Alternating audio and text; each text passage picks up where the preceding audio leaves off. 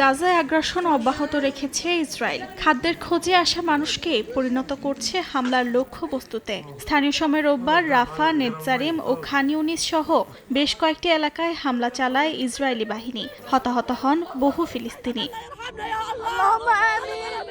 একই দিন খান ইউনিসে অবস্থিত ফিলিস্তিনের রেড ক্রিসেন্ট সোসাইটির একটি ভবনে হামলায় ঘটে হতাহতের ঘটনা। হামলার সময় আন্তর্জাতিক কর্মীরা দায়িত্ব পালনে নিয়োজিত ছিলেন। রেড ক্রস এক বিবৃতিতে জানায়, এই ঘটনায় কোনো ব্যাখ্যা হতে পারে না, এটি সম্পূর্ণ অগ্রহণযোগ্য।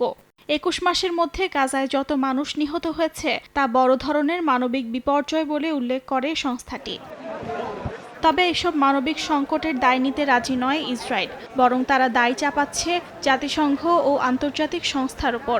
ইসরায়েলি সামরিক প্রশাসন COGAT বলছে, গত এক সপ্তাহে গাজায় ১২০০ ত্রাণবাহী ট্রাক প্রবেশ করেছে। সেগুলো জাতিসংঘের তত্ত্বাবধানে হস্তান্তর করা হয়েছে। তাদের দাবি, আরও শত শত ট্রাক গাজায় প্রবেশের জন্য অপেক্ষমান।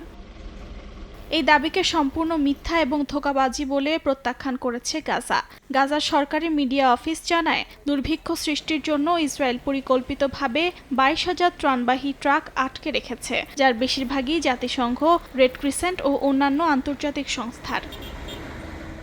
অর্জিতা শেরজিন, সময় সংবাদ।